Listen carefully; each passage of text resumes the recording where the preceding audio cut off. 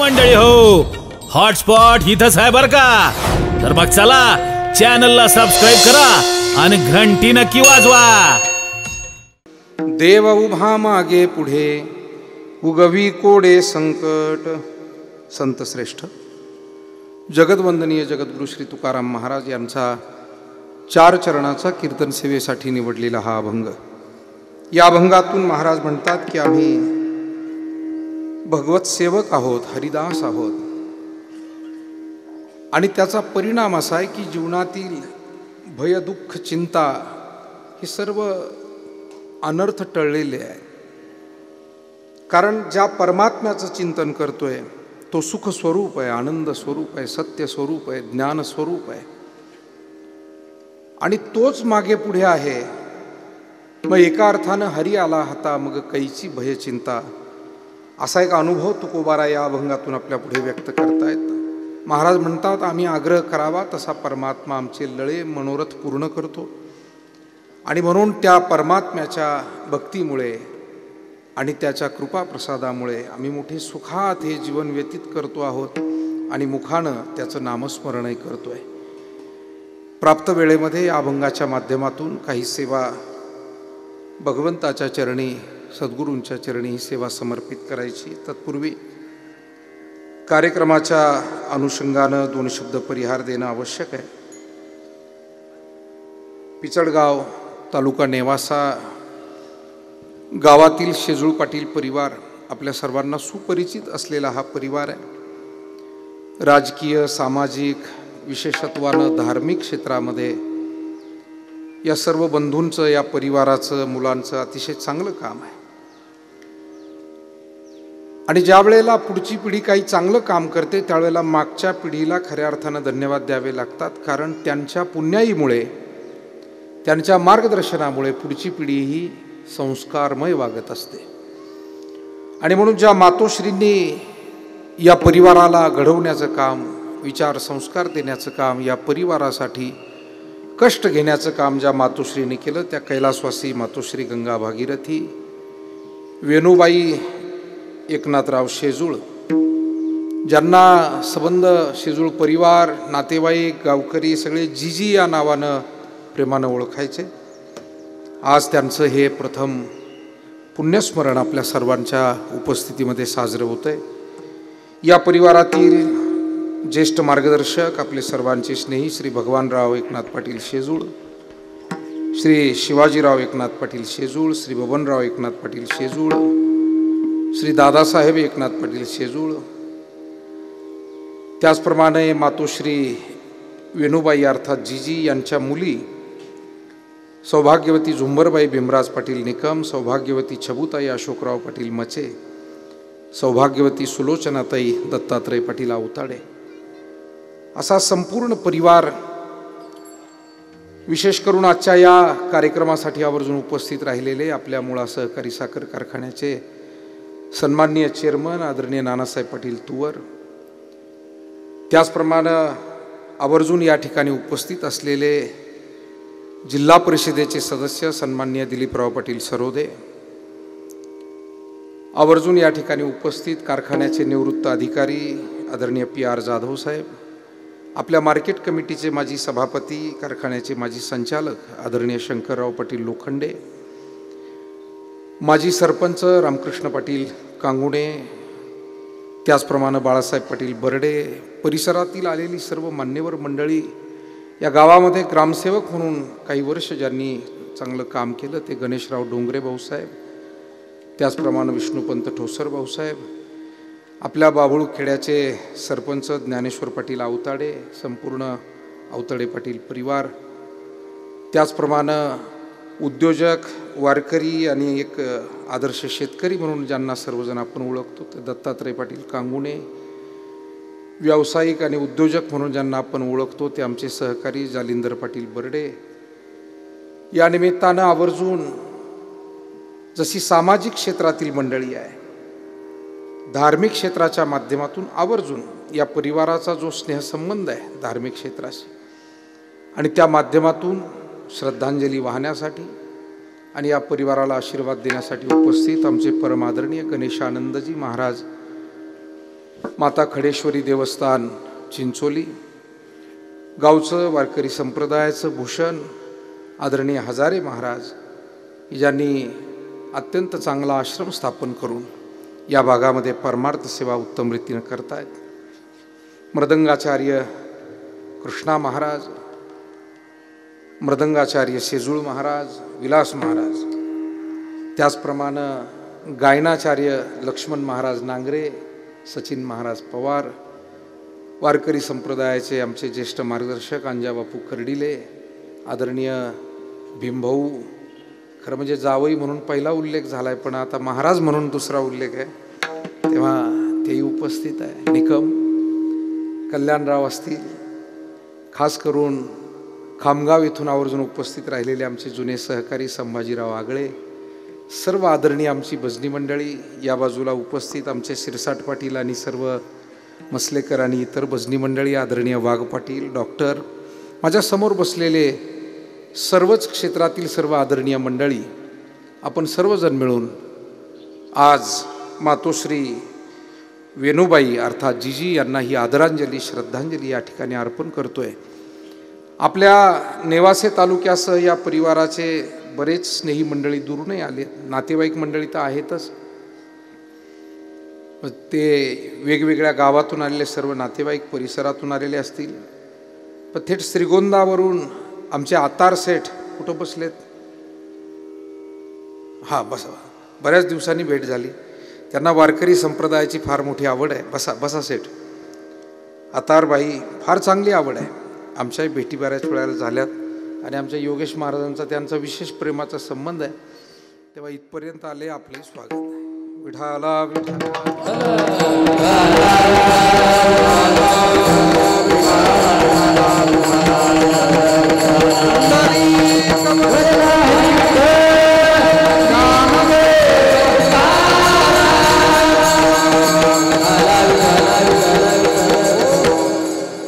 खरं म्हणजे आपल्या संस्कृतीमध्ये काही गोष्टी खूप चांगल्या परंपरा चालत आलेल्या आहेत. वाडवडिलांची आहे तोपर्यंत सेवा करावी, त्यांचे आशीर्वाद घ्यावे, परंतु पितरांच्या आशीर्वादामध्ये एवढी शक्ती असते की ते गेल्यानंतरही त्यांचे आशीर्वाद आपण घेत राहावे. आणि म्हणून आपल्याकडे 10वा 13वा महिन्याचं श्राद्ध, मासिक श्राद्ध आपण त्याला म्हणतो, आणि पुन्हा वर्ष श्राद्ध या, आणि वर्ष श्राद्धानंतर पुन्हा दरवर्षी आपण पितर जेवू घालतो, उपास करू घालणं, सवासीन जेवू घालणं, या निमित्तानं पुन्हा त्या वाडवडिलांच्या आठवणी सतत आपण काढत राहतो.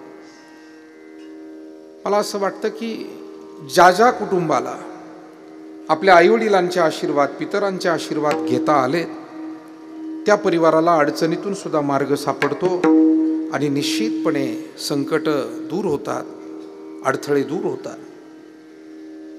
पण आपण अनेक देवी देवतांना गेलो, अनेक पूजा अर्चा घातल्या, पण जर पितरांकडे आपलं दुर्लक्ष असेल, जिवंत असणाऱ्या आईवडिलाकडे असेल, किंवा कुळामध्ये होऊन गेलेल्या वाडवडिलांकडे जर दुर्लक्ष असेल, तर मला वाटतं इतर देवतांचे आशीर्वाद सुद्धा आपल्या उपयोगी येत नाही.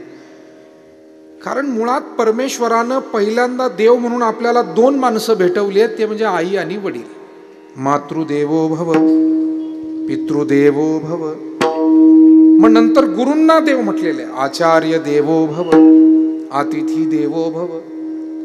देवांचे अनेक प्रकार आपल्या भागवत धर्मामध्ये आपण प्रचलित मानतो. काही लोक टीकाही करतात की कसे काय एवढे हिंदू धर्मामध्ये देव आहेत. देव एकच आहे, फक्त त्या देवाला विविध रूपात पाहिलं जात आहे, हे ध्यानात घ्या. आईच्या रूपात, गाईच्या रूपात, पृथ्वीच्या रूपात, झाडाच्या रूपात, नदीच्या रूपात, सूर्याच्या रूपात, चंद्राच्या रूपात, एकूण या चराचराच्या रूपामध्ये देव पाहिला जातो. म्हणून बाकीच्या जगामध्ये देवात फक्त देव पाहत असतील, पण हिंदू धर्मामध्ये सर्व प्राणी मात्रातही देव पाहिला जातो, सर्व वस्तू मात्रातही देव पाहिला जातो.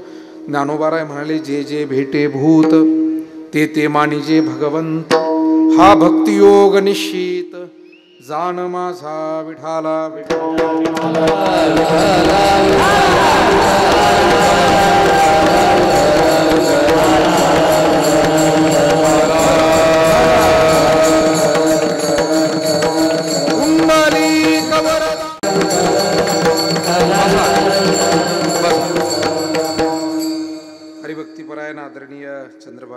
मसलेकर हे सुद्धा उपस्थित राहिले, त्यांनाही मी धन्यवाद देतो.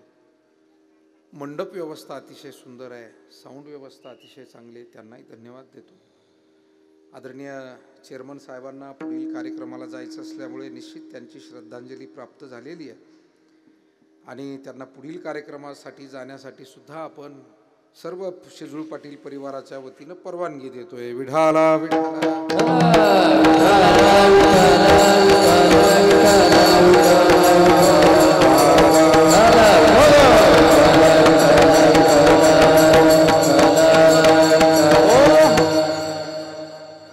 आणि म्हणून देव अनेक कसे असतील.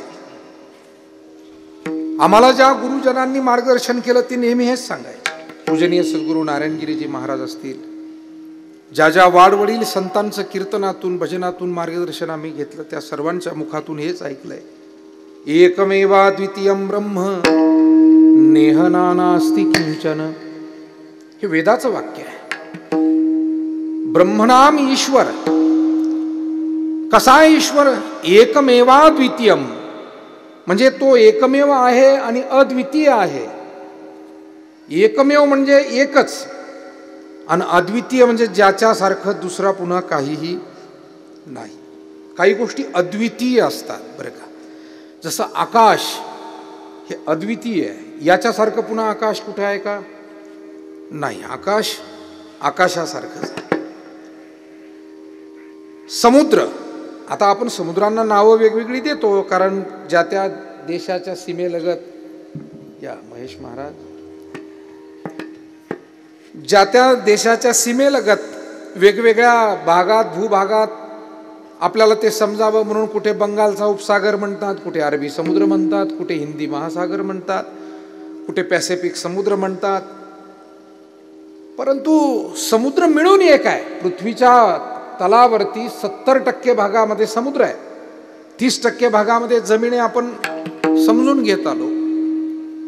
मग समुद्र समुद्रासारखा आहे. समुद्राला कशाची समुद्र नदी नव्हे पैगा. समुद्र समुद्रासारखा आहे. काही गोष्टी अद्वितीय असतात, काही व्यक्ती सुद्धा अद्वितीय असतात. नाही, त्या व्यक्ती नसतातच. आपल्यासाठी त्या व्यक्ती आपल्याला सामान्य नजरेनं वाटतात, त्या शक्ती असतात, त्या विभूती असतात. 16 वर्षाच्या वयामध्ये ज्या महापुरुषांनी जगभर आज लोक स्वीकारतायत असं तत्वज्ञान दिलं, जगभर. आपल्या या पुण्यभूमीमध्ये ज्ञानेश्वरीचा विचार जगाला सांगितला. उपासना, भक्ती, कर्म, ज्ञान, सर्व काही गोष्टी त्यामध्ये प्रचुरतेनं मांडल्या.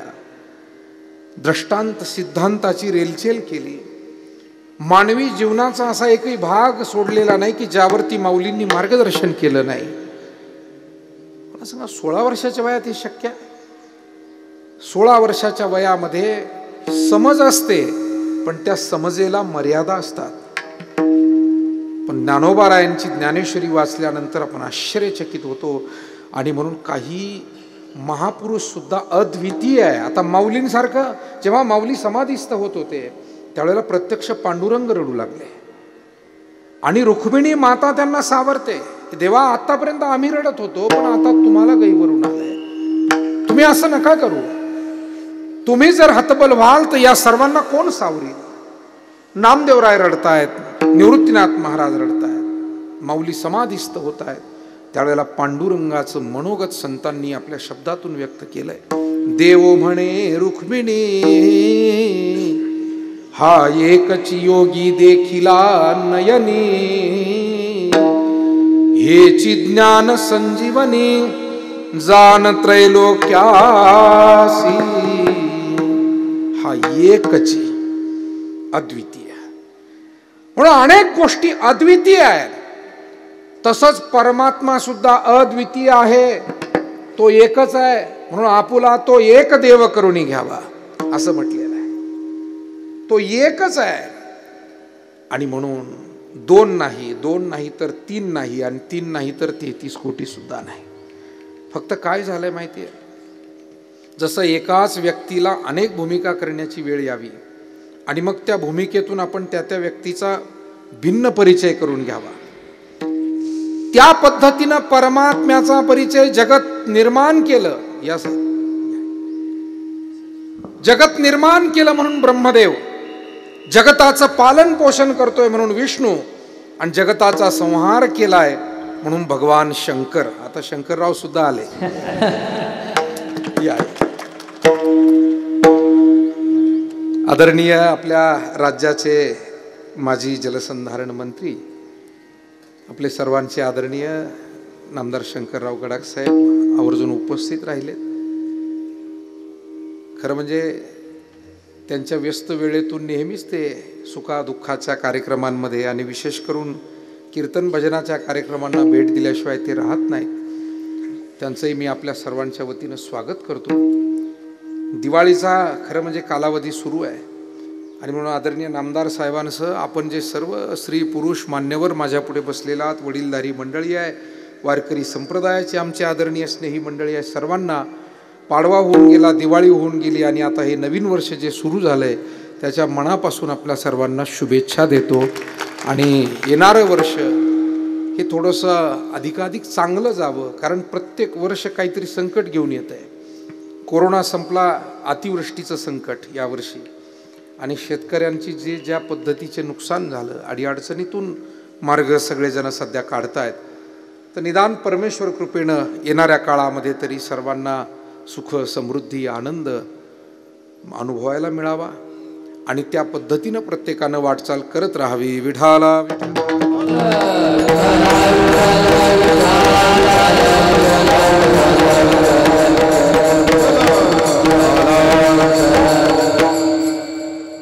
आदरणीय साहेबांना पुढील कार्यक्रमाला जायचं असल्यामुळे आपल्या सर्वांच्या वतीनं त्यांना पुन्हा एकदा धन्यवाद व्यक्त करतो. मी आपल्याला सांगत होतो की परमात्मा एकच आहे, पण व्यक्तिपरत्वे जशी व्यक्तीची एकाच माणूस आहे. शेतकरी म्हणून काम करतो, नोकरीला असेल तर नोकरदार म्हणून तोच काम करतो, गाडी स्वतःची आहे तर कधी कधी ड्रायव्हिंग करण्याची वेळ येते. आता गमतीचा भाग पहा, एखादा माणूस जेव्हा गाडी चालवत असतो, कोणी असो तो, एखादा अधिकारी असेल, व्यापारी असेल किंवा माझ्यासारखा वारकरी असेल, पण जर चुकून गाडी चालवताना काही चूक झाली तर लोक काय म्हणतात, हे ड्रायव्हर दिसत नाही तुला, त्याला काय करायचंय रस्त्यावरच्याला, तू महाराज आहेस का, तू शेठजी आहे का भटजी आहे, काय करायचं त्याला. तो म्हणतो, हे ड्रायव्हर तुला कळत नाही.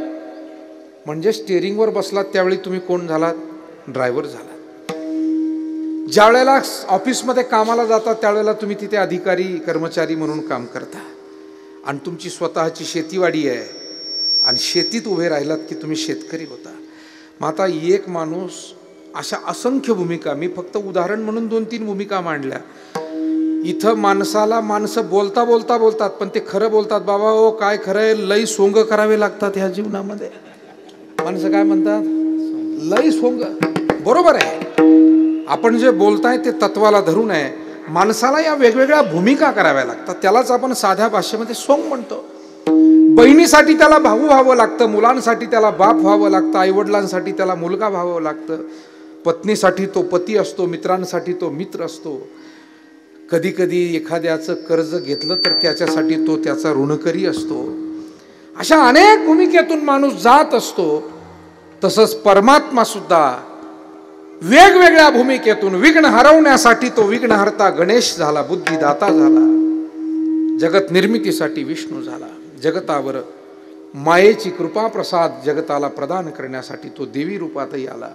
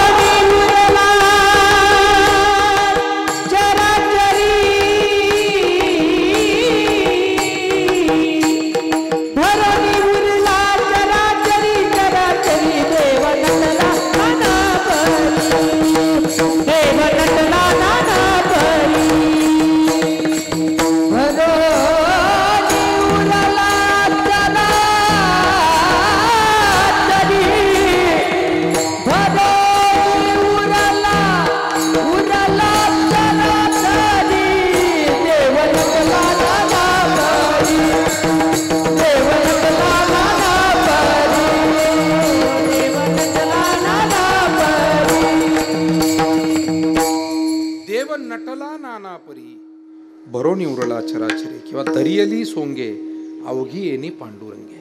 त्या परमात्म्यानं शब्दच तसा वापरला आहे, संभवामी युगे युगे. एकदाच जर अवताराला आला असता तर युगे युगे शब्दाची द्विरुक्ती झाली नसती. अनंत युगात अनेक वेळा मी येतो आणि म्हणून परमात्मा हा विविध रूपात आहे. आईच्या रूपातही तोच आहे, वडिलांच्या रूपातही तो आहे. आणि म्हणून आपण मनोभावे जी जी सेवा, या जनता जनार्दनाच्या रूपातही तोच आहे. अनेक महापुरुष असे झाले की त्यांनी जनतेलाच परमात्मा समजून सेवा केली.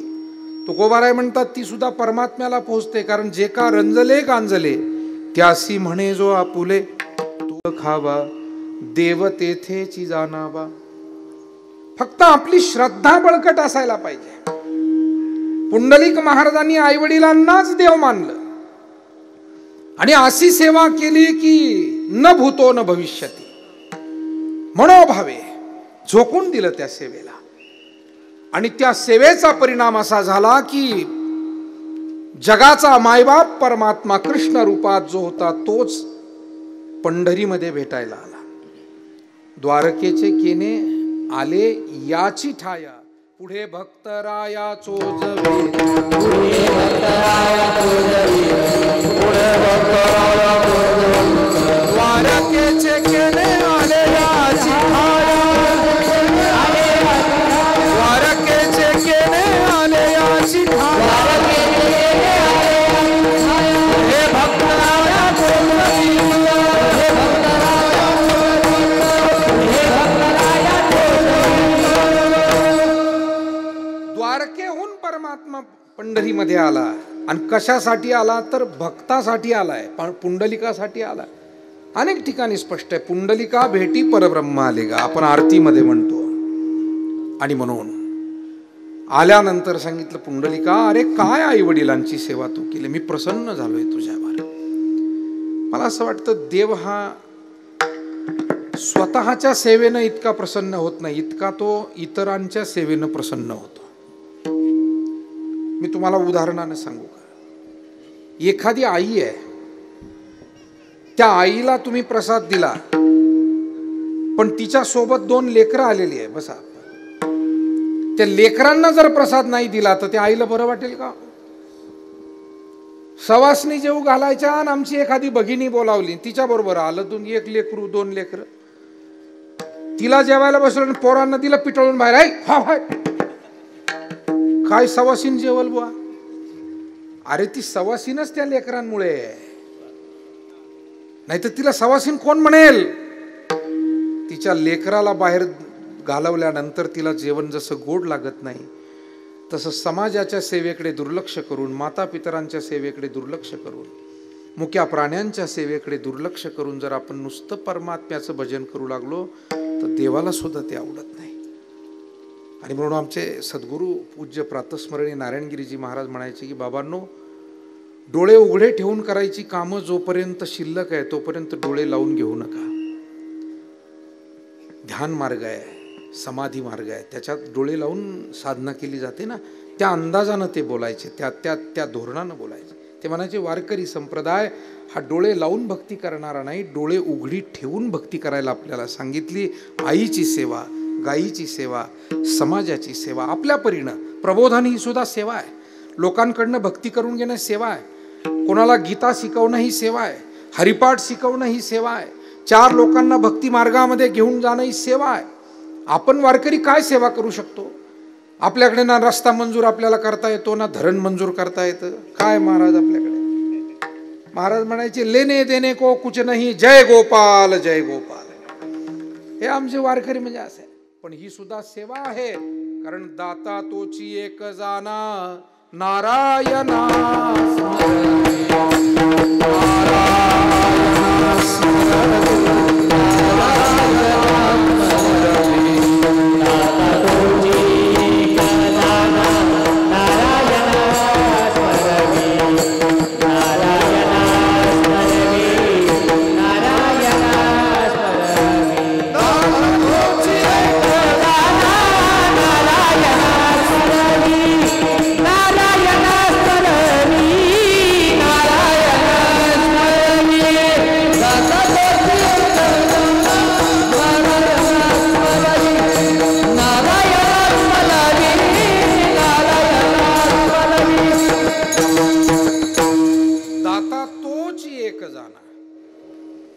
नारायणा स्मरवी.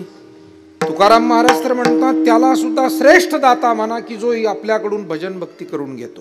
म्हणून मला तर वाटतं घरातले आईवडील हे नुसते आपल्याला जमीन जुमला देत नाही, संपत्ती देत नाही, तर ते संस्काराची मौल्यवान शिदोरी आपल्याला देतात. विचार, संस्कार, की घरातला देवधर्म कसा करावा, घरातला पाहुणचार कसा करावा, घरातल्या माणसांनी परस्परांमध्ये अडी अडचण, काही सुख दुःखाचे प्रसंग आले, मान अपमानाचे आले, भांडणा तण्णाचे प्रसंग आले, तरी सुद्धा घरातल्या माणसांनी पुन्हा एकदा कसं एकमेकाला मिसळून घ्यावं, हे सगळं शिकवण्याचं काम आई वडील करतात, वाडवडील माणसं करतात. आणि म्हणून आपल्याला त्यांचं ऋण आपल्यावरती फार मोठं आहे. आणि हे जीवन अखेर त्याच परमेश्वराच्या, जो आईच्या रूपात, वडिलांच्या रूपात, गुरूंच्या रूपात आणि प्रत्यक्ष ईश्वर स्वरूपात जो परमात्मा आहे, त्यांच्याच सेवेनं हे जीवन खऱ्या अर्थानं सुखी होईल, भयमुक्त होईल, दुःखमुक्त होईल. आज प्रत्येकाला दुःखमुक्तीची अपेक्षा आहे. प्रत्येकाचा जो प्रयत्न सुरू आहे ना, जीवनातील दुःख वजावावे.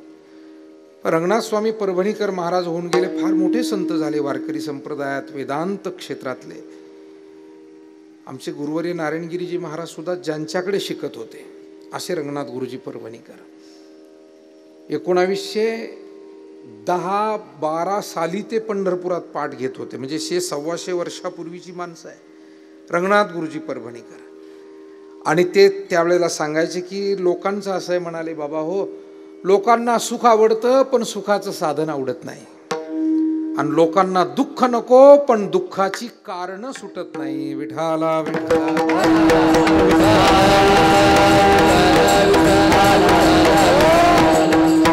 जीवन हे भयमुक्त आणि दुःखमुक्त केव्हा होईल? दुःखाचं कारण सुटलं पाहिजे आणि सुखाचं साधन आवडलं पाहिजे. दुःखाचं कारण काय आहे?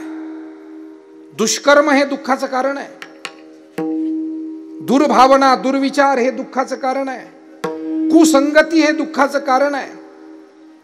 म्हणजे जे चुकीचं आहे ते टाळता आलं पाहिजे आपल्याला, कारण ते आज ना उद्या दुःखाला कारण होणार आहे. एखादी गोष्ट आज जरी सुखासाठी तुम्हाला वाटली पण तिचा परिणाम उद्या कधी चांगला होत नाही, तो दुःखालाच कारण ठरतो. तात्पुरत्या काही गोष्टी माणसाला लाभ देऊन जातात, सुख देऊन जातात, पण ज्या गोष्टी अनितीच्या आहेत, ज्या गोष्टी अशास्त्रीय आहेत, ज्या गोष्टी जनसामान्यांना त्यांच्या नियमात न बसणाऱ्या आहेत, आणि त्या गोष्टी जीवनामध्ये आज जरी सुखाला कारण होत असतील तरी त्याचं परिणामी उद्या दुःख मिळेल. आणि म्हणून जुनी माणसं फार शहाणी सुरती माणसं होती. आपण म्हणतो त्यांना अडाणी, पण फार शहाणी माणसं होती. एखाद्या घरात सोयरीक करताना सुद्धा 3 पिढ्याचा बायोडाटा पाहायचे मागचा. आता फक्त पोराचा आणि पुरीचाच बायोडाटा तुम्ही पाहते. तुम्हाला किती कळतं डोंबलं? काय नाही कळत तुम्हाला. तुम्ही आता हार्ट बायोडाटा, ते 3 पिढ्याचा बायोडाटा पाहिजे की मागच्या 3 पिढ्या या घराण्याची वाटचाल कशी झाली, कशा रीतीनं ही माणसं गेलेली आहे. कारण तुम्हाला सांगू, एखाद्या झाडाची मुळं किती खोल हे कळलं की त्याला आयुष्य किती हे सांगता येईल. ज्याची मुळं अपुरी आहे त्याचं आयुष्य कमी आहे, ज्याची मुळं खोलवर आहे त्या झाडाला चिंता करण्याचं कारण नाही. ही संस्काराची मुळं, माणुसकीची मुळं ज्या घराण्याची खोलवर गेलेली असतात, अशा घराण्यात आज जरी तात्पुरती गरिबी आली असेल, मी तुम्हाला लिहून देतो, उद्याचा भविष्यकाळ त्यांचा चांगला आहे, कारण त्यांची संस्काराची मुळं चांगली. आणि अचानकपणे हातावर अंगावर सूज यावी तशी अचानक काही समृद्धी आली असेल, तिचा भरवसा नाही, क्षणभंगुर नाही भरवसा. कारण ते वाम मार्गाने आलेलं वाम मार्गाला गेल्याशिवाय राहत नाही. विठाला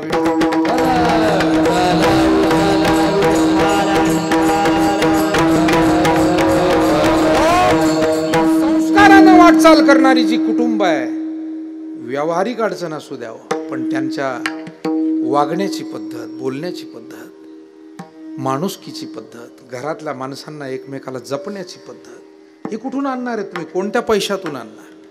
मला मोठं समाजाचंही नवल वाटतं. हल्ली जो तो फक्त वरवरचं पाहतोय. कोणत्या क्षेत्रात, अध्यात्म करताना असो, व्यवहार करताना असो, नातेसंबंध करताना असो, पाहतोच आपण सगळे, पण वरवर पाहू नका. आपल्यामध्ये अनेक जाणती माणसं बसलेली आहे, सुजान माणसं आहे, मला खात्री आहे. आणि याच जाणतेपणानं आपल्याला वागावं लागेल. तसंच आहे, मानवी जीवनामध्ये दुःख नको आहे, दुःखाची कारणं सुटली पाहिजे. दुःखाची कारण आहे ही सगळी वाम मार्ग, चुकीचा मार्ग. जीवनात सुख पाहिजे, पण सुख पाहिजे. आता मी आपल्याला विचारतो, एखाद्याला भूक लागली आणि तो नुसता भूक लागली म्हणून जेवण पाहिजे एवढंच म्हणत बसला, भूक भागेल का? त्याला उठलं पाहिजे. घरात काही असेल तर, नसेल कुणी करायला तर स्वतः काही केलं पाहिजे, नसेल तर कोणाला शेजाऱ्याकडून मागून घेतलं पाहिजे. आता या दिवाळीमध्ये तर बऱ्याच घरात आता जे वायली निघलेले आहे ना, त्यांची लई हाल आहे. वायलीवाल्याचे लई या दिवाळीत हाल होते. ते एकटंच राहतं घरी आणि मग ते बायको सांगून जाताना माहेरी जाते, याच्यात चिवडा आहे, याच्यात लाडू आहे आणि त्याच्यात शेवाय आहे. विठाला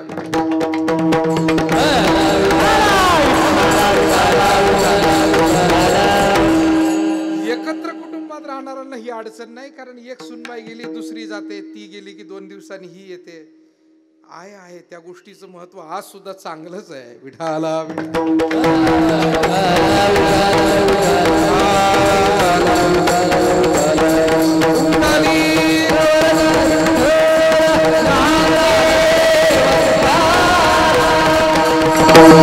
एवढ्यासाठी दिलं, भूक लागल्यानंतर फक्त जेवण म्हणून भूक भागणार नाही, प्रयत्न केले पाहिजे.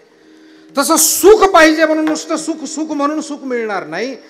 सुखासाठी प्रयत्न. सुखा लागी करीशी तळमळ, तरी तू पंढरीशी जा एक वेळ. देवाचा मार्ग धरा, पंढरीला जा. याचा अर्थ प्रत्यक्ष पंढरपुराकडे तोंड करा असा नाही. तुम्ही ग्रंथ वाचायला लागा, हा पंढरीचा मार्ग आहे. आई वडिलांची सेवा हा पंढरीचा मार्ग आहे. समाजाची सेवा हा पंढरीचा मार्ग आहे.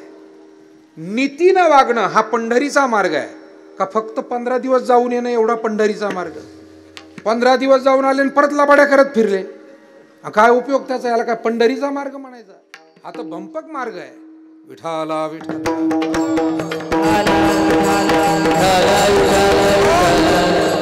मायबाप हो, आपल्याला ग्रंथांचे आणि संतांच्या विचारांचे सखोल अर्थ आपल्याला अभिप्रेत आहेत आणि ते योगायोगानं आपल्या साधू संत महात्म्यांनी ते ज्ञान आपल्या पुढे देऊन ठेवलं आहे. आणि म्हणून असं होत नाही की माझ्यासारख्याने फक्त कंबर बांधलं, कीर्तन केलं म्हणजे तो चांगला माणूस झाला. माझी नीती काय, माझी संस्कृती काय, माझी उक्ती आणि कृती या दोन्हीचा मेळ काय, या सगळ्या गोष्टी फार महत्त्वाच्या आहे. आपण कोण आहोत हे महत्त्वाचं नाही, आपण जे करतोय त्याचे परिणाम काय काय होत आहेत, आपल्या बोलण्याचे, आपल्या वागण्याचे, ते सुखाला कारण होत आहेत की दुःखाला. म्हणून सुखासाठी जर आपली अपेक्षा असेल तर सुखाचा मार्ग आहे सत्याचा मार्ग, सेवेचा मार्ग, पुण्याचा मार्ग, परोपकाराचा मार्ग, आदर्श मार्ग. आणि त्याच मार्गाने आपल्याला सुख प्राप्त करता येईल आणि दुःखमुक्ती अनुभवता येईल. तुकाराम महाराज हे या मार्गाने पुढे गेलेले संत होते. त्यांनी सांगितलं, आम्ही दैवाचे दास पंढरीरायाचे. महाराजांनी स्वतःच्याच भाग्याचं वर्णन करून घेतलं. मला वाटतं अशी माणसं फार थोडी असतात, समाजामध्ये आपल्याला भेटत असतात. मलाही सुदैवानं अनेक अशी समाधानी माणसं, सज्जन माणसं भेटलेली आहे की ते खूप समाधान व्यक्त करतात. महाराज आम्ही खरंच भाग्यवान आहोत, सुखी आहोत, मुलं चांगली आहे, आम्ही आमचं काम चांगलं केलं आहे, पत्नी चांगली मिळाली. अहो चांगली मिळाली म्हणायला तुमची दृष्टी चांगली पाहिजे, मुलांना सुद्धा चांगलं म्हणायला तुमची दृष्टी. काही माणसं इतके कुरकुरे म्हणजे ते बाजारात मिळते ते नाही, कुरकुर पोरं चांगली असली तरी त्याला चांगलंच म्हणत नाही आणि मग काय मरायचं, त्याने जीव द्यायचा.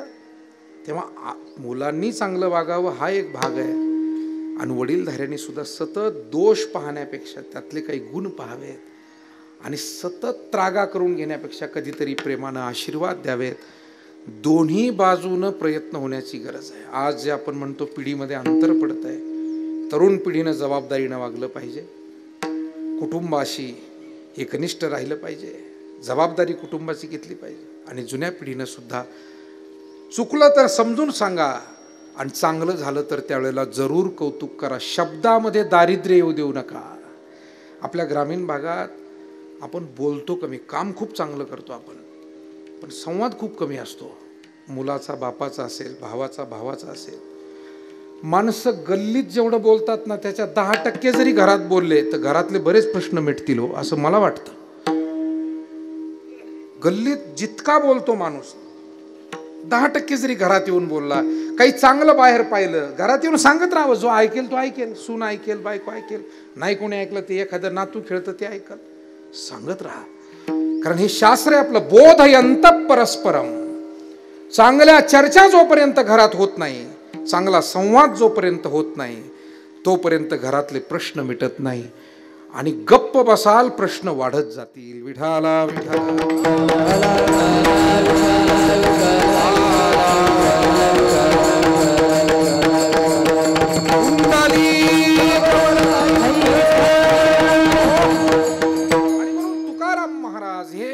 स्वतः भाग्याचं कौतुक करतात स्वतःच्या.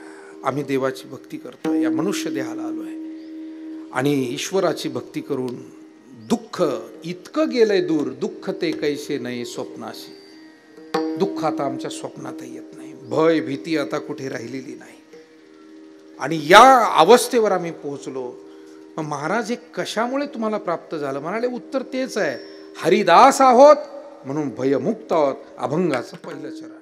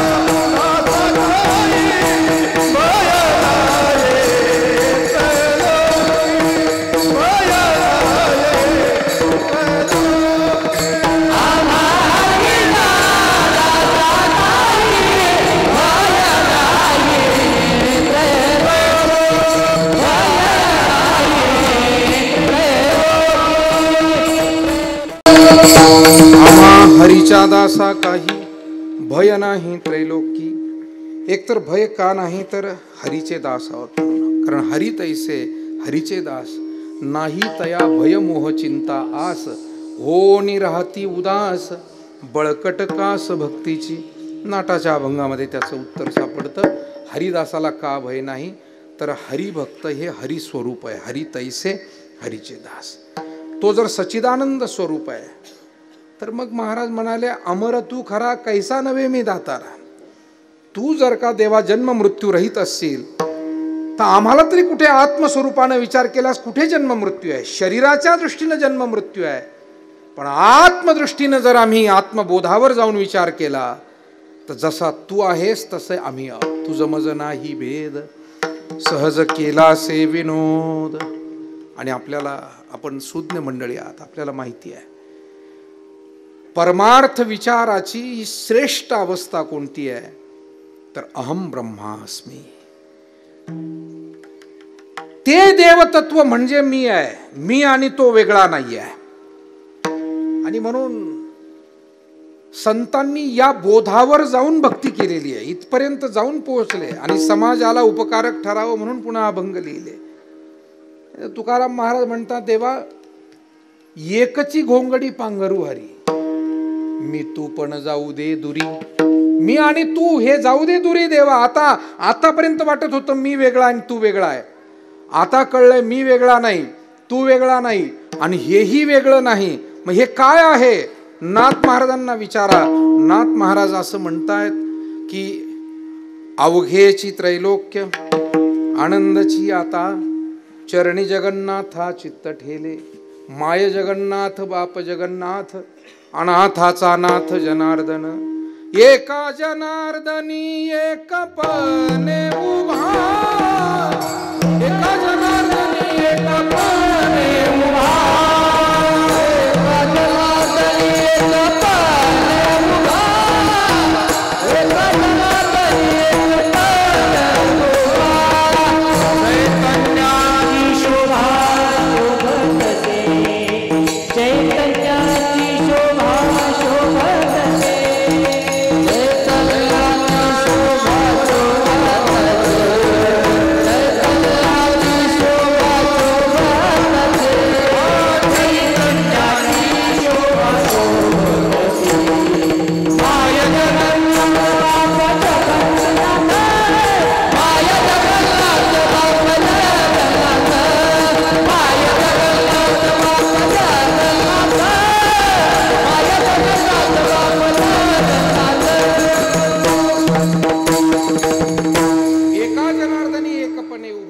चैतन्याची शोभा शोभत असे.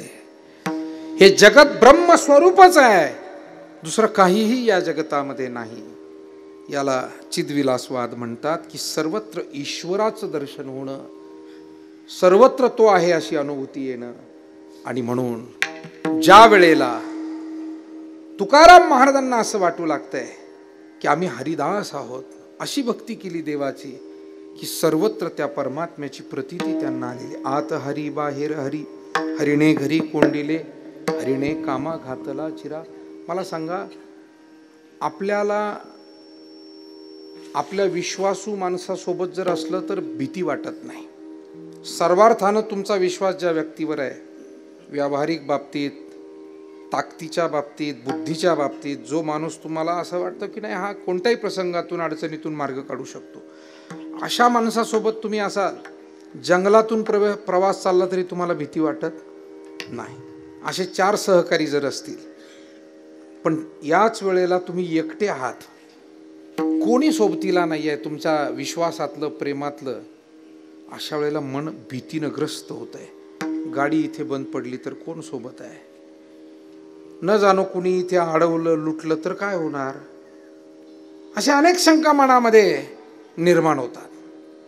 मी का सांगतो हे सगळं, तर ज्या वेळेला विश्वासाचं कुणी असतं ना त्यावेळेला भय राहत नाही. मग आता आपण माणसावर जर एवढा विश्वास टाकू शकतो तर तुकोबारायांनी परमात्म्यावर किती विश्वास टाकला असेल. म्हणा हरीच्या दासा काही, कारण विश्वास तो करी स्वामीवरी सत्ता, सकळ भोगीता होय त्याचे. लेकरू जेव्हा आईच्या कुशीत असतं ना, अजिबात भीती नसते त्याला.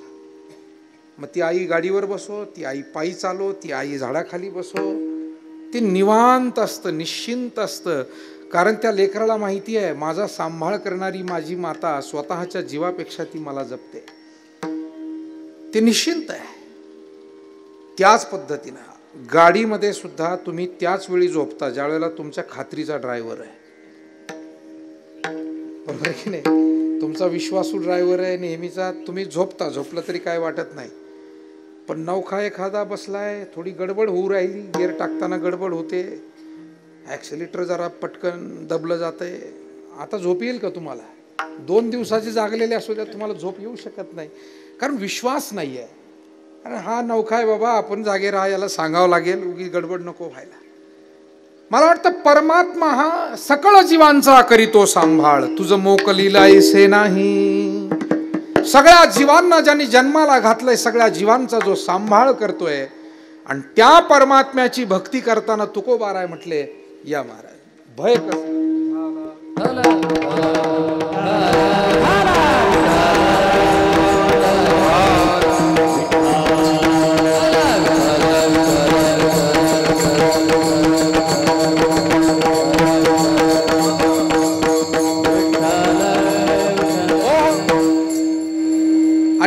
आम्हा हरीच्या दासा काही भय नाही, या विश्वासातून निघालेले शब्द आहे ध्यानात. मला वाटतं भयातून तसा कोणी सुटलेला नाही, पण हे संत आहेत की ते भयाच्या पलीकडे गेले. जगाचा जर विचार केला तर जगात माणसं जेवढं आपलं सामर्थ्य जास्त दाखवतात तेवढे ते जास्त घाबरलेले असतात. हा जगाचा इतिहास आहे. आणि जिथे खरोखर भय संपलेला आहे ना, मी आपल्याला सांगू, वाला कोळी शस्त्र घेऊन पळत गेला तरी नारद घाबरलेले नाही, शांत होते, शांत होते. मारेल तुम्हाला, मारायचं तर मार, काय हरकत नाही. आता मी चाललोय भजन करत आणि तुला मारायचं असलं तर मारून टाक. का मारतो म्हणे, मी लुबाडतो लोकांना, माझं घर चालवतो त्याच्यावर, वाटमारी करणं माझा व्यवसाय आहे, नाव माहित नाही म्हणे आपलं. आता काही चांगल्या माणसांचं सुद्धा नाव लौकिक झालेला असतो, पण काहींचा आशांचा सुद्धा नाव लौकिक असतो. सहकार्य करणाऱ्यांचं सुद्धा 4 लोक नाव घेता तुम्ही, पण आडवा आडवी जिरवा जिरवी करणारे सुद्धा, हे सुद्धा नाव लौकिकाला कधी कधी प्राप्त झालेले असतात. त्यांचा तोच पंथ. मग तो वालाकुळी म्हणला, नाव माहित नाही आपलं, रत्नाकर म्हणतात मला, टोपण नावानं वालाकुळी सुद्धा म्हणतात मला, माझं मूळ नाव रत्नाकर आहे, मारणार तुम्हाला, मारायचं मार, पण माझ्याजवळ काही नाही बाबा, भजनी आहे, विणा घेतलाय, भजन करत चाललोय. पण हे जे काही करतोय हे पाप आहे. नारदांचे शब्द हळूहळू एका साधूचे शब्द होते, एका पवित्र हृदयातून आणि एका समाज हिताची वृत्ती अंतःकरणात असलेल्या महापुरुषाच्या मुखातून निघालेले शब्द आहे. वाक्य तीच जरी असली तरी ती ज्या प्रभावीपणे पवित्र मुखातून निघतात त्यावेळेला त्याला मंत्राचं महत्त्व प्राप्त होतं. बंधूंनो आणि भगिनींनो म्हणणारे जगात अनेक झाले, अनेक होतील, पण जेव्हा शिकागोच्या धर्म परिषदेमध्ये अमेरिकेच्या भूमीवरती स्वामी विवेकानंदांनी माय अमेरिकन ब्रदर्स अँड सिस्टर्स असं म्हणून त्या सभेला सुरुवात केली, त्यावेळेला टाळ्यांचा कडकडाट झाला. कारण तिथं आत्तापर्यंत फक्त जंटलमन म्हटलं जात होतं, सभ्य स्त्री पुरुष हो असंच म्हटलं जात होतं.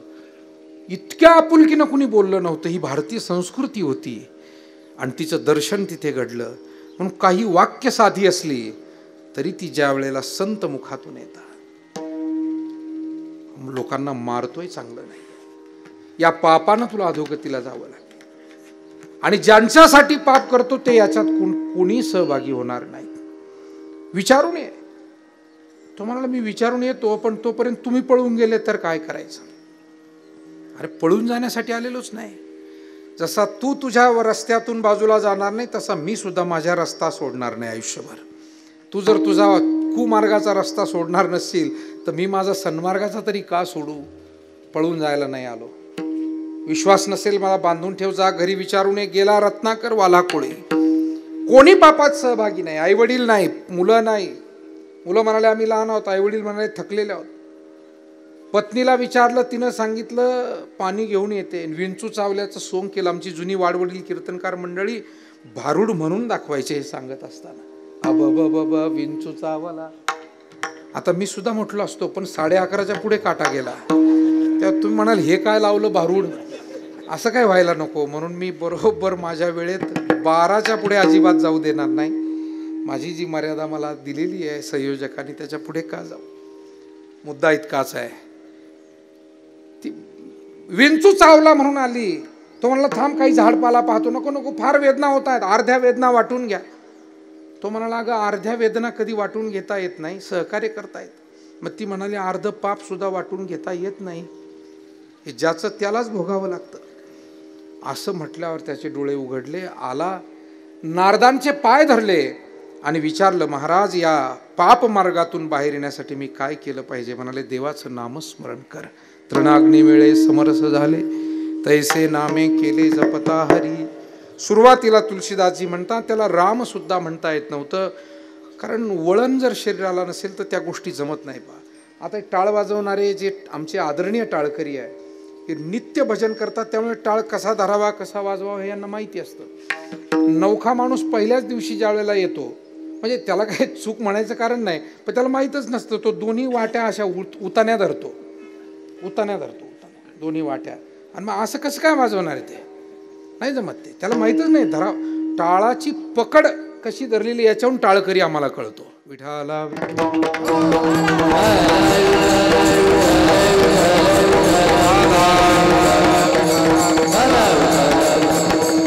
तुम्ही म्हणताय मृदंग वाजवणं अवघड आहे, तुम्हाला वाटत असेल हार्मोनियम वाजवणं अवघड आहे. मला वाटतं टाळ वाजवणं सुद्धा अवघडच आहे, कारण ते सुद्धा एक तंत्र आहे आणि ते हे अवगत केलेलं असतं या सगळ्या मंडळी. सवय नसेल तर जमत नाही. आरती ओवाळताना पहा तुम्ही, जर एखाद्याला नवीन माणसाला घंटी द्यायची, पवार महाराज हातात आणि आरती द्यायची, इकडे घंटी वाजवा म्हणा आणि इकडे आरती करा, काय होतंय ते? एक तर आरती फिरवताना घंटी बंद पडते आणि नंतर घंटीकडे लक्ष द्यायला तर आरती पालथी होते, कारण त्यांनी कधी केलेलं नाही. आता आपण आश्रमांमध्ये लहानपणापासून करत आलो, आपल्याला माहिती आहे ते सर. पण नवीन माणसाला जर का ते कर म्हटलं घोटाळा होईल. सवय नाही, सवय नसेल तर ते जमत नाही. आणि म्हणून रामनामाची सुद्धा सवय व्हावी लागते. जोपर्यंत सवय नाही थोडा त्रास होतो, पण लावली पाहिजे. या मनाचे एक निके ते देखील या ठाया सुखे, म्हणून अनुभव सुखची कौतुके दावीत जाईजे. या मनाचा एक चांगला गुण आहे, माऊली म्हणाले. नाही, माऊलींची दृष्टीच अशी आहे, ते वाईट गुण कशातलाच पाहत नाही, ज्याच्या त्याच्यातला चांगला गुण पाहत आहेत. मनाला इतकं चंचल आहे, चपल आहे, पण त्याच्यातला सुद्धा चांगला गुण माऊलीने शोधूनच काढला. एकनिके काय आहे? देखील या ठाया सोके. जिथे त्याला एकदा आपण घेऊन जात राहिलो की ते तिथे सोकतं. म्हणून त्याला मनाला घेऊन जाताना चांगल्या ठिकाणी घेऊन जायचं. मनाचं चिंतन चांगलं चालू पाहिजे. मनाला घेऊन जायचं म्हणजे काय एसटीत बसून मोटरसायकलवर बसून न्यावं लागत नाही. बसल्या बसल्याच कुठं न्यायचं ते ठरवावं लागतं. पंढरीत न्यायचं का जीवाची मुंबई करायला न्यायचं आपण आपलं ठरवायचं आहे. वारकरी हा कधी कधी मनोमय पूजा करत असतो की मी चंद्रभागेत गेलो, स्नान केलंय, पुंडलिकरायाचं दर्शन घेतलं, घाटावरून मी वर आलो, चोखोबारायांच्या समाधीचं दर्शन, नामदेवरायांच्या पायरीचं दर्शन, गरुड खांबाशी भेट, माता कान्होपात्रेचं दर्शन, मग भगवान पांडुरंग परमात्म्याची सावळी सुकुमार तेज पुंज मूर्ती माझ्या डोळ्यासमोर आहे आणि त्या भगवंताचं मी दर्शन घेतोय. या पद्धतीनं मनोमय पूजा आहे तो पढिये केशी राजा.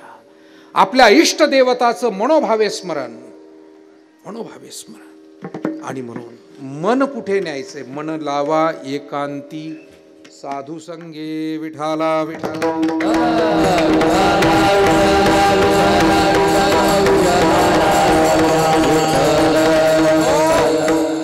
काही जण बाजारच्या आदल्या दिवशी ध्यान करतात डोळे लावून. उद्या जर का तो आपल्याला बाजारात भेटला तर आपण ह्या गल्लीनं निघून जायचं, कारण त्याचे पैसे द्यायचे असतात 1000 रुपये. म्हणजे कोण काय मनात चिंतन करेल हे काही सांगता येत नाही. आणि मग माणसं म्हणतात मनावर ताण वाढला. ताण का वाढतो? तर आपण सहज आणि प्रामाणिक राहत नाही. मनात चिंतन करताना सुद्धा ज्या वेळेला आपण प्रामाणिक असू, चांगलं चिंतन करू, सकारात्मक पवित्र भगवंताचं, ग्रंथाचं, देवतेचं, आईवडिलांचं, सेवेचं चिंतन करू, त्यावेळेला मनावरचा ताण राहणार नाही. म्हणून वाचनानं ताण कमी होतो, भजनानं ताण कमी होतो, निसर्गाच्या सहवासात मनाचा ताण कमी होतो, ध्यान केल्यानं मनाचा ताण कमी होतो, चांगल्या लोकांशी गप्पा मारताना वार्तालाप करताना मनाचा ताण कमी होतो. या गोष्टी आपण करायला हव्यात. विठाला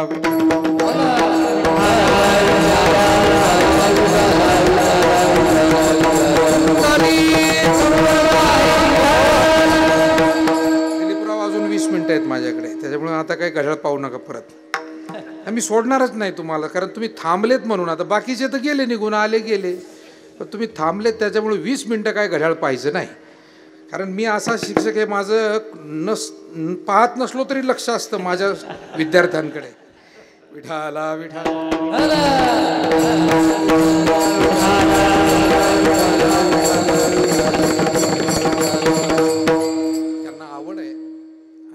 ते बसलेले आहेत. पण आता त्यांच्या निमित्तानं मला तुम्हाला सांगितलं पाहिजे ना हे, कारण काय म्हणतील वा किती लांबवलं, तर जेवढा वेळ आहे तेवढं, त्या वेळेत आपण 5 मिनिट थांबू. मुद्दा असा आहे, आम्हा हरीच्या दासा काही भय नाही त्रैलोकी. संत म्हणतात आम्हाला स्वप्नातही भय नाही. त्याचं कारण काय आहे? तर संत महात्मे हे भगवंताच्या विश्वासावर जगतात. तोच मुद्दा घेऊन मी परत आलो. नारदांना भीती का वाटली नाही? तर देवाचं भजन करत होते, गळ्यामध्ये वीणा होता. काय भीती बाळगण्याचं कारण आहे? भीमसेन जोशींना एकदा महाराष्ट्रातून कर्नाटकात जात असताना त्यांची गाडी अडवली जंगलामध्ये. मोठं घनदाट जंगल आहे, काही भाग कोल्हापूरच्या पुढे निघलं की आपण. आणि मग जुना काळ तो, त्या काळात मोठे रस्ते नाही फारसे आणि गाडी क्वचितच असायची. ते एका कार्यक्रमाला, त्यांचं मूळ गाव तसं कर्नाटकाकडचंच, भीमसेन जोशी भारतरत्न. अडवल्यानंतर 10-5 दरोडेखोर ते होते. त्या काळात मोठमोठे दरोडे पडायचे असे. गाडी बिडी दिसते बा, अडवलं. कौन है आप? त्याने सांगितलं हम गायन करने वाले, भजन करने वाले लोग हैं. क्या है आपके पास, दिखाओ क्या माल है. यानी ये माल है हमारे पास, तबला, तंबोरा, पेटी. अरे ये तो भजन करने वाले लोग हैं. नाम क्या है आपका? मग ते सोबत जो होता त्याने सांगितलं इनका नाम पंडित भीमसेन जोशी है. त्यावेळेला त्यांना भारतरत्न मिळालेलं नव्हतं, पण ते चोर असून सुद्धा त्यांनी कधीतरी ऐकलेलं होतं, कुठल्या माईकमधून म्हणा, कुठल्या रेकॉर्डमधून म्हणा. आणि मग ते भीमसेन जोशी म्हणल्यावर चोर सुद्धा खुश झाले हो. त्यांनी नमस्कार केला त्यांना. घडलेला प्रसंग आहे, भीमसेन जोशींच्या चरित्रात वाचून काढा एकदा. त्यानिमित्ताने वाचाल तरी तुम्ही, निदान माझं कीर्तनकाराचं खरं आहे का खोटं पाहिलं, वाचत जा, थोडंफार वाचलंच पाहिजे. आणि म्हणून त्यांनी सांगितलं आम्ही तुमचा खूप आदर करतो आणि दुर्दैवानं आता हे आमचं काम, चुकीचं काम आम्ही करतोय, पण इतक्या जंगलात तुमची भेट व्हावी हे सुद्धा आमचं काहीतरी नशीब आहे. पण आम्हाला 2 अभंग तरी म्हणून दाखवा, एखादं नाट्यगीत, एखादा अभंग काहीतरी म्हणून दाखवा. त्या चोरात सुद्धा काही काही रसिक राहतात, काही भाविकही असतात. आता कीर्तनाच्या समारोपाला मी चोरांचे प्रकार नाही सांगत बसत. आपण जगामध्ये सगळेच अनुभवतो. तुमची सारखी शहाणी माणसं अनेकांना सामोरं जावं लागतं. तुम्हाला अनेक अनुभव आलेले असतात, अनेक ठकवणारे, फसवणारे भेटतच असतात. परंतु त्या चोरांनी भजन करायला लावलं. भीमसेन जोशी म्हणले काय हरकत नाही. आणि त्याही जंगलामध्ये कुठेही भीती, म्हणजे त्यांच्या सोबतच जे टाळाला होते ते माझे सहकारी आहेत, पुण्यामध्ये राहतात, आमच्या कृष्णाला माहिती आहे, माऊली टाकळकर त्यांचं नाव आहे. भीमसेन जोशींच्या सोबत ज्यांनी 60 वर्ष टाळ वाजवला, टाळाची सेवा. टाळ वाजवणं काय कला आहे त्या म्हाताऱ्याला भेटलं. आज त्यांचं वय 95 आहे. पुण्यात गेलं की ते कायम आमच्या कीर्तनाला, विशेष करून कोथरूड असेल, डेक्कनचा भाग असेल, डेक्कनला त्या पुलाजवळ खाली मंदिर आहे, खंडूजी बाबा मंदिर. त्या मंदिरात दरवर्षी गीता जयंतीचं माझं कीर्तन असायचं. आता कोरोनापासून मी जात नाही. आणि ते माऊली टाकळकर तिथं असायचे, ते जुन्या गप्पा सांगायचे. तर माऊलीने सांगितलेलं आहे की जशी आम्ही पंडितजींची मैफल लाख लोकांमध्ये ऐकत होतो, तितक्याच तल्लीन होऊन भीमसेन जोशींनी त्या जंगलामध्ये चोरांसमोर अभंग गायला. कमी लोक आहेत हे भानही नव्हतं, चोर आहेत मारतील याची भीती नव्हती, पुढे प्रवास राहिला याचा खेद नव्हता. गायला सांगितलं, गायला लागले. मी का सांगतो, विश्वास पाहिजे आपला त्या शक्तीवर, आणि त्या शक्तीवर विश्वास असला की मनात भय राहत नाही. निश्चित तो परमात्मा मार्ग दाखवील हा विश्वास तयार होतो. आणि म्हणून अभंगावरच बोलतोय, आम्हा हरीच्या दासा काही भय नाही त्रैलोकी. जगामध्ये वेगवेगळं भय आहे, ते 5 मिनिटात सांगून जाईल. भोगे रोग भयम, कुले च्युती भयम, वित्ते नृपालात भयम. अतिभोग जर आपण भोगाल त्याच्यामध्ये रोगाचं भय आहे. कोणताही भोग, मग ते खाण्याचा पदार्थ अति झाला रोग होतो, जागणं पाहणं डोळ्यांनी अति झालं आजार होतो, चालणं असेल, फिरणं असेल, कोणताही भोग असू द्या, अति झाला, अति सर्वत्र वर्जयेत. भोगे रोग भयम, कुले च्युती भयम. मी मोठ्या घराण्यात जन्माला आलोय, फक्त याचा अभिमान असेल आणि तसं कर्तृत्व नसेल तर शास्त्रकारांनी हजारो वर्षापूर्वी लिहून ठेवलं, बडे जाव सांगून काही होणार नाही, पतन होईल तुमचं. वाडवडिलाची नावं सांगून थोडा वेळ काम भागेल, पण तुम्ही काय करताय याचं चिंतन लोक हळूहळू करायला लागतील. विठाला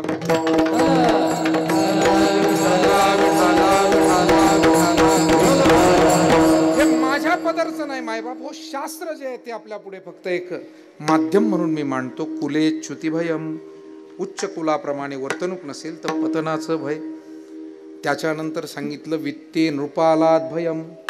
तुमच्याकडे पुष्कळ धनसंपत्ती आहे, परंतु ती जर का योग्य मार्गाची नसेल तर त्याला राजाचं, पूर्वीच्या काळी राजे होते ना, आता आपण लोकशाही आहे, इन्कम टॅक्स खातं आहे, आताच्या व्याख्या वेगळ्या आहेत, त्यावेळेला राजा हे नाव दिलंय. वित्ते नृपालाद भयम. गरजेपेक्षा आणि आपल्या मिळकतीपेक्षा जास्त संपत्ती असेल तर त्याला राजाचं भय आहे, म्हणजे कशाचं ना कशाचं भय आहे. त्यानंतर सांगितलं माने दैन्य भयम. मानपानाची खूप अपेक्षा आहे तर त्याच्यामध्ये अपमानाचं भय आहे. म्हणून अपमानाचं भय त्या माणसाला वाटत नाही ज्याला मानाची अपेक्षा नाही. जो गरज नसताना पुढच्या रांगेत येऊन बसतो ना, तो सारखा पाहत राहतो येतं का काय, कुणी उठितं का काय येतं.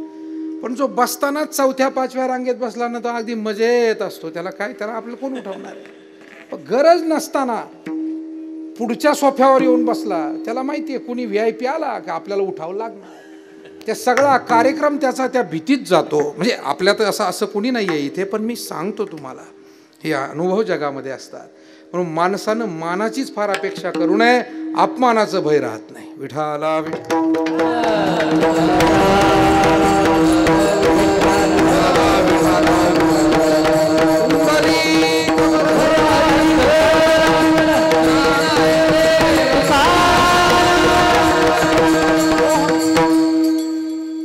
त्यानंतर सांगितलं रूपे जरा या भयम.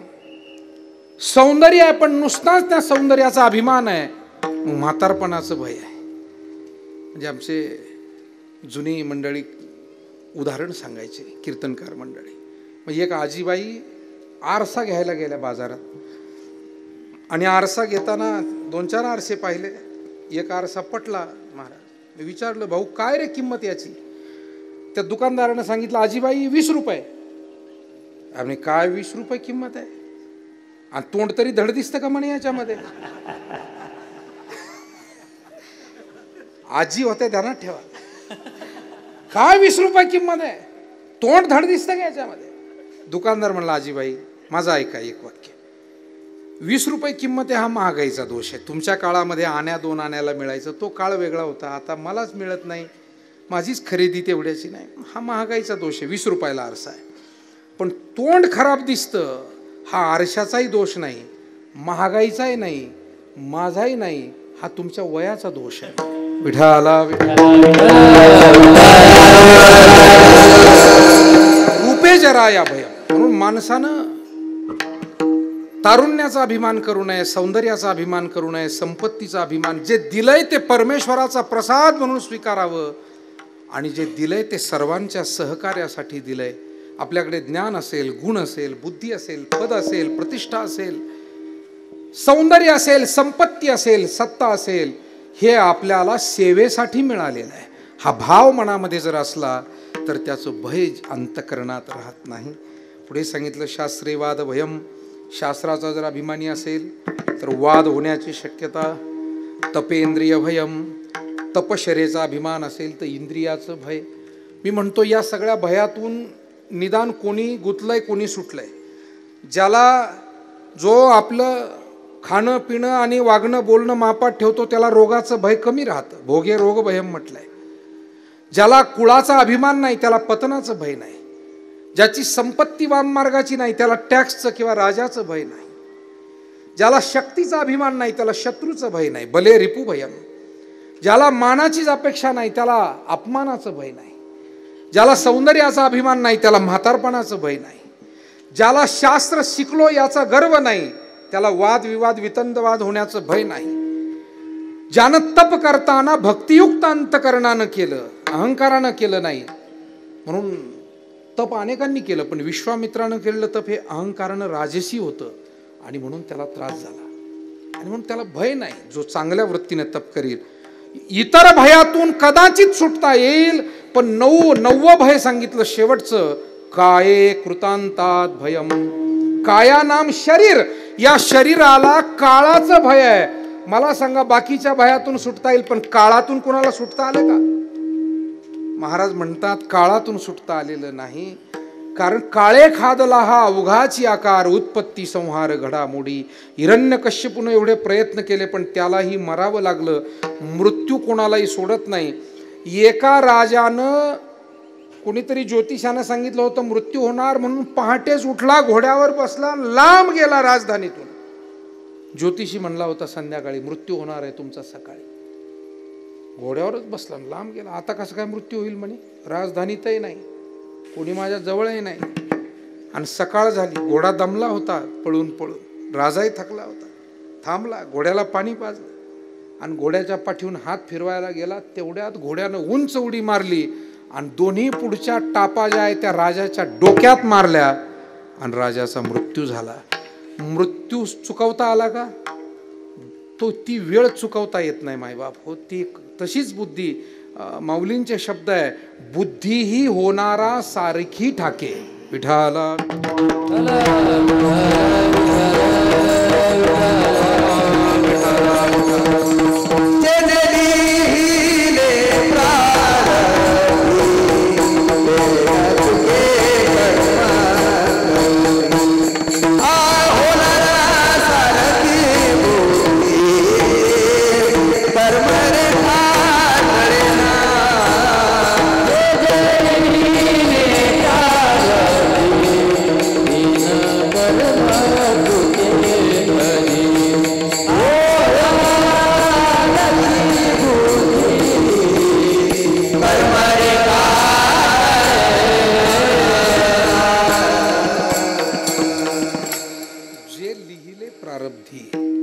चुके कर्म कधी.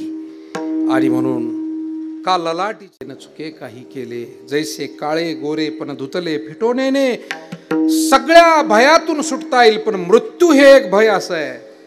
मग संत महात्मे भक्ती करून या मृत्यूच्या भयातूनही सुटले. मरणा हाती सोडविली काया, ह्या अवस्थेला ते गेले. मरणा ही आधी राहिलो मरोणी, मग केले मनी होते तैसे. आपुले मरण पाहिले म्या डोळा, तो झाला सोहळा अनुपम.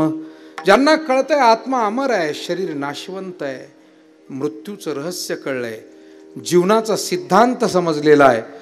आणि याही पुढे जाऊन सांगू, परीक्षा देऊन जो विद्यार्थी बाहेर पडतो, चेहऱ्यावर जर समाधान असेल तर समजायचं अभ्यास करून पेपर लिहिलेला आहे आणि त्याच्यामुळे याच्या चेहऱ्यावर समाधान आहे. बाहेर पडताना गोंधळलेली अवस्था, थोडासा पश्चाताप, किती कोडगेपणा असला तरी तो पश्चाताप दिसतो बरं का चेहऱ्यावर. काही कोडगे असतात, उगीच हसतात आपले, काही लिहिलेलं नसलं तरी. पण कितीही माणूस कोडगा असो कोणत्याही क्षेत्रात, जी चूक आहे ती त्याच्या चेहऱ्यावर. तोरा मन दर्पण कहलाय असं म्हटलेलं आहे. या साहेब या. आपले माजी आमदार, ज्ञानेश्वर महाराज देवस्थानाचे प्रमुख अभंग साहेब काशीनाथ अण्णा नवले उपस्थित झाले, त्यांचंही स्वागत आहे. विठाला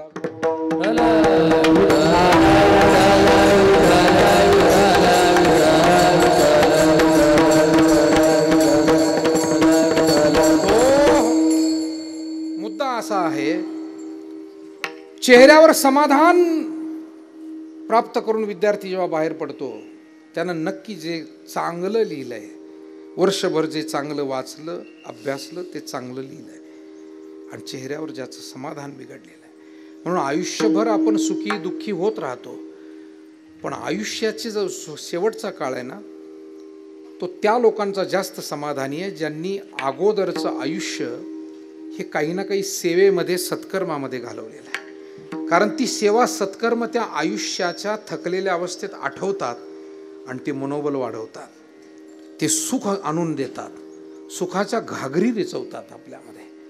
तुम्ही केलेलं पारायण, तुम्ही वेळेला केलेली गरिबाला मदत, तुम्ही अडचणीच्या काळात बहिणीच्या पाठीशी उभा राहिलात, तुम्ही अडचणीत गावातल्या कोणाला मदत केली, मित्राला केली, या सगळ्या चांगल्या गोष्टी आहे ना, आयुष्याच्या संध्याकाळी आठवतात आणि सुख घडोघडी वाढू लागे. मग अशी म्हातारी माणसं आपल्याला आनंदी दिसतात. पण ज्यांनी कोणाला लुबाडलं, ओरबाडलं, चूक केली, कोणाचा तळतळाट घेतला, त्यांना सुद्धा ते आठवतं शेवटच्या वेळेला. आयुष्याची संध्याकाळ, दिवस मावळण्याचा क्षण, मृत्यूचा क्षण जसा जवळ येऊ लागतो, आठवू लागतं नाही केला करविला परोपकार, नाही दयाली पीडिता पर, करू नये तो केला व्यापार, वाहिला भार कुटुंबाचा. आता याला उदाहरण देतो आणि थांबतो. धृतराष्ट्र आणि गांधारी अत्यंत दुःखानं मेले. त्याचं कारण आयुष्यभराची आठवण येत होती. मुलांना त्याच वेळी आवरलं असतं तर बरं झालं असतं. द्रौपदीची विटंबना, आपल्या घरातली आपली सून होती, सख्खी काय चुलत काय, तिची विटंबना नसती होऊ दिली तर बरं झालं असतं. भीमावर विषप्रयोग नसता केला तर बरं झालं असतं. आणि हा मेहुणा, हा शकुनी, हा जर का एकदाचा काढून दिला असता तर लई चांगलं झालं असतं असं वाटत होतं त्यांना. कोणाला? धृतराष्ट्राला मरताना वाटत होतं. याच शकुनीनं उलट पालट माझ्या मुलांना शिकवलं. आज माझी 100 मुलं मेली, राज्य गेलं, आणि ज्यांना ज्यांना आम्ही आयुष्यभर छळलं त्यांच्या घरात तुकडा खाण्याची वेळ आली. आयुष्याच्या शेवटी पांडवांच्या तुकड्यावर जगावं लागलं धृतराष्ट्राला, गांधारीला. याच्यासारखा वाईट प्रसंग जीवनात काय असू शकतो? आणि म्हणून आपल्याला प्रत्येकाला एकच काम करायचंय. कीर्तन करता आलं पाहिजे असं मला अजिबात वाटत नाही, पण मागे वळून पाहताना आपल्याला आपलं प्रत्येक कर्म समाधान देणारं असलं पाहिजे. तुम्ही शेती करा, नोकरी करा, व्यवसाय करा. मला या जिजी सारख्या ज्या काही माता आहेत त्यांचं हेच कौतुक वाटतं. या जुन्या पिढीतल्या लोकांनी असं आयुष्य जगलेलं होतं की मागे वळून पाहताना त्यांना कधी पश्चाताप झाला नाही. त्यांनी पुण्याच्या वेळी पुण्य केलं, सेवेच्या वेळी सेवा केली, माणुसकीच्या वेळी माणुसकी दाखवली, दानधर्माच्या वेळी दानधर्म केला. दया, माया, क्षमा, शांती ज्या वेळेला दाखवायची दाखवली. जीवन हे परिपूर्ण आहे. जीवनाचं सार्थक म्हणजे काय दुसरं? लोक म्हणतात मोक्ष. मोक्ष मान्य आहे मलाही, मी कीर्तनकार आहे, पण मला असा मोक्ष मान्य आहे की नाही, मान्य नाही की जो फक्त वाचून काढायचा आणि जगाला सांगायचा. जीवनाचा सोक्ष मोक्ष जर चांगला लागला तर उद्याचा मोक्ष मिळेल. मोक्षावर चर्चा करून करता काय? मोक्ष हा आपल्याला आपल्या सेवेतून, स्वभावातून, कर्तृत्वातून प्राप्त होतो. तो काही फक्त चर्चेतून होत नाही.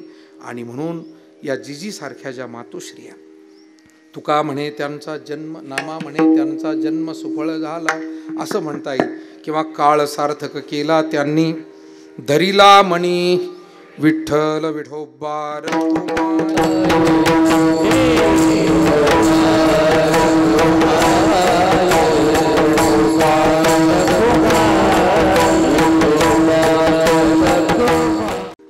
महाराज म्हणतात जैसा केला तैसा होय, धावे स्वयात. प्रत्येक चरण इतकं सुंदर आहे आणि एवढा गोड विषय आहे, परंतु सरळ पाहून फक्त आपल्याला थांबायचं आहे. जैसा केला तैसा होय, धावे सोय धरोनी.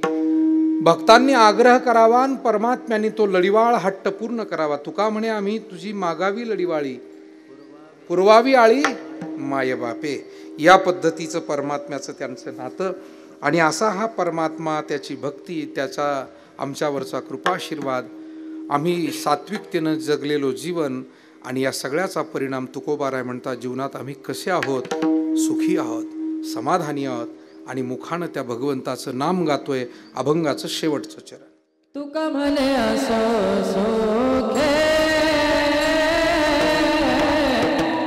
तुका म्हणे असो सोखे, म्हणे असो सोखे,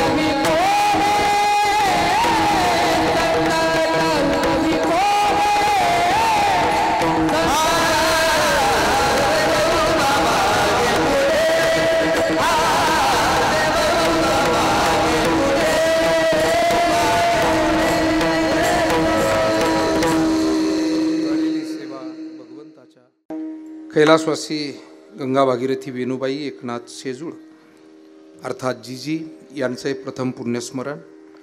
या परिवारातील सर्व बंधू एक अत्यंत चांगलं काम राजकीय, सामाजिक, धार्मिक, शेती, व्यवसाय सर्व क्षेत्रात हा परिवार एक चांगला परिवार म्हणून आपल्या पंचक्रोशीमध्ये ओळखला जातो. या परिवारातील आपले हे सर्व स्नेही मंडळी श्री भगवानराव एकनाथ पाटील शेजूळ, श्री शिवाजीराव एकनाथ पाटील शेजूळ, श्री बबनराव एकनाथ पाटील शेजूळ, दादासाहेब एकनाथ पाटील शेजूळ, त्यांच्या सर्व बहिणी, मेहुणे, इतर सर्व पाहुणे, या निमित्तानं आवर्जून उपस्थित असलेले आदरणीय महाराज मंडळी, आपल्या भागाचं श्रद्धास्थान आदरणीय गणेशानंदजी महाराज, आदरणीय हजारेजी महाराज, भागवताचार्य सलाबतपूरकर विष्णुदासजी महाराज, आपल्या भागातील ज्येष्ठ चंद्रभानजी महाराज मसलेकर, या निमित्तानं उपस्थित आदरणीय गुणीजन महाराज मंडळी, पवार महाराज असतील, सर्व गुणीजन मंडळी असतील, सर्व टाळकरी असतील, मृदंगाचार्य महेश महाराज, आमची सर्व सहकारी मंडळी, सगळ्यांना धन्यवाद व्यक्त करतो. आदरणीय पांडुरंगजी अभंग साहेब, आदरणीय काशीनाथ अण्णा नवले, मुळा कारखान्याचे व्हाईस चेअरमन भाऊसाहेब पाटील मोठे आदी करून मान्यवर मंडळी या ठिकाणी उपस्थित आहे. विशेष म्हणजे आपल्या राज्याचे माजी मंत्री आणि आपले सर्वांचे आदरणीय माननीय नामदार शंकरराव गडाख साहेब. हो मंडळी हो, हॉटस्पॉट इथंच आहे बरं का. तर मग चला चॅनलला सबस्क्राईब करा आणि घंटी नक्की वाजवा.